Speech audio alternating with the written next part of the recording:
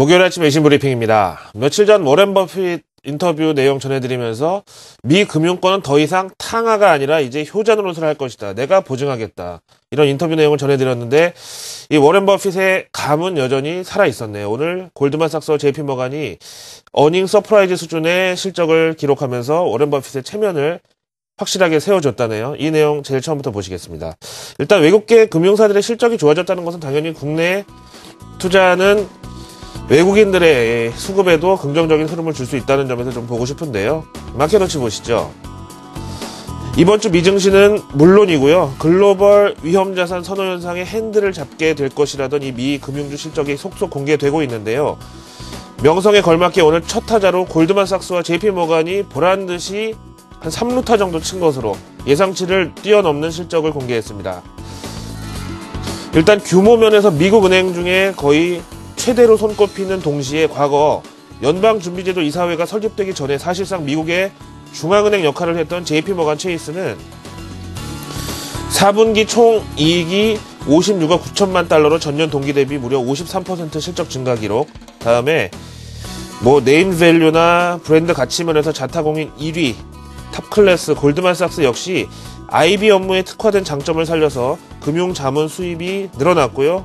채권과 상품 시장 자체 운용으로 총 매출 60억 5천만 달러를 기록하면서 주당 순이익은 전년 동기 대비 3배가 넘게 뛴 5달러 60센트를 기록했습니다. 이에 따라서 골드만삭스의 주가는 장중에 4% 오르면서 장을 마감했죠. 근데 이 골드만삭스 시가총액이 한 637억 달러로 우리 돈 하면 한 67조 5천억 원 되는데 하루 만에 4% 오른 건 대단한 거라고 봐야죠. 확실한 실적 효과다 이렇게 평가가 가능합니다. 다음 내용 보시죠. 블룸버그 통신의 기사 제목 보면서 바로 말씀을 드리겠습니다. 이른 아침이니까 좀 가급적이면 극단적인 표현은 자제하려고 안 그래도 저도 노력하는데요. 제목 그대로 이 환율 전쟁, 워라는 표현이 나와있죠. 이번에는 러시아 측이 경고를 하고 나섰다네요. 어떤 정황이 들어있나 한번 살펴보실까요? 러시아 중앙은행장 알렉사이 율리유카예프는 오늘 한 컨퍼런스 연설에서 일본이 저렇게 공격적인 엔화 약세 기조를 밀어붙이면 유로존이나 다른 주변국들도 이런 자국 화폐가치 절하 시도에 동참할 수밖에 없지 않느냐 경고를 했습니다. 마침 다음 달 모스크바에서 G20 재무장관 회담이 예정되어 있는데 이 자리에서 한바탕 설전이 있을 수 있다는 내용을 블룸버그 통신이 쭉 전하고 있고요. 유로존과 ECB 측은 우리는 여기에 동참하지 않을 것이고 현재 주요국 환율 약세 움직임에 크게 동요될 생각이 없다라고 밝혔지만 글로벌 금융사 애널리스트들은 지금처럼 다른 나라 통화들이 계속 평가절하에 노력을 한다면 결국 유로화 가치가 올라갈 수밖에 없고 지금 상황에서 유로화가 올라서 좋을 것이 하나도 없는데 ECB는 결국 금리 인하를 또 단행하면서 환율 방어에 나설 수밖에 없을 것이라는 전망을 쭉 내놓고 있다. 이런 내용도 있고요. 이어서 우리나라 하는 김중수 총재 얘기가 또 나오고 있는데요.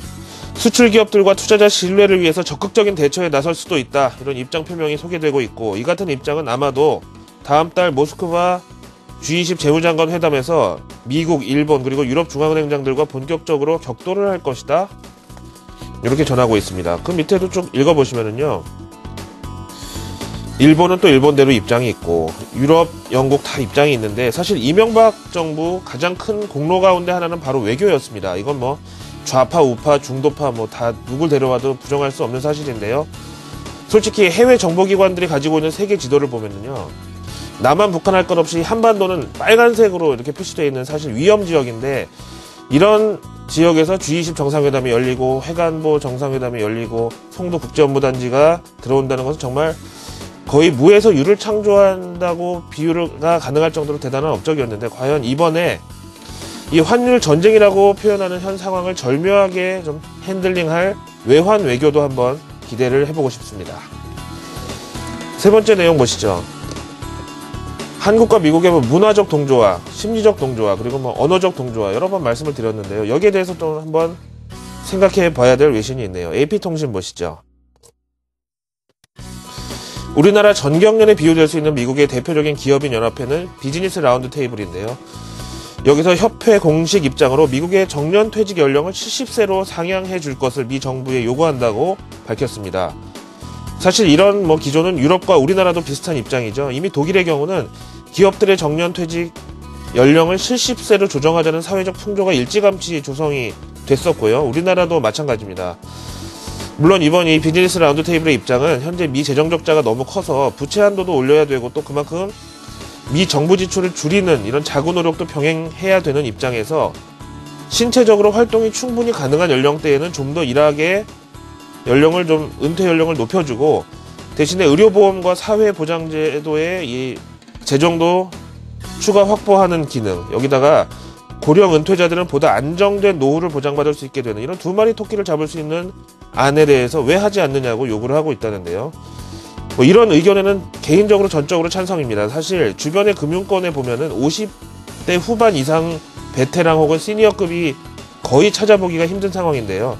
다른 분야도 그렇겠지만은 진짜 경험과 통찰력이 중요한 것이 바로 이 금융업종인데 오히려 30대 이 경험도 적고 혈기 넘치는 관리자한테 수십억, 수백억대 자산 관리를 맡겨놓고 이 사람들이 이제 좀 뭔가 깨달을 나이가 되면은 명예퇴직시키는 이런 구조는 너무나 비합리하다는 거죠. 그래서 이런 은퇴 연령 그리고 정년퇴직 연령을 높이는 이런 추세 미국에서도 바람이 일고 있다 이렇게 전해드리겠습니다. 목요일 아침 외신 브리핑이었습니다.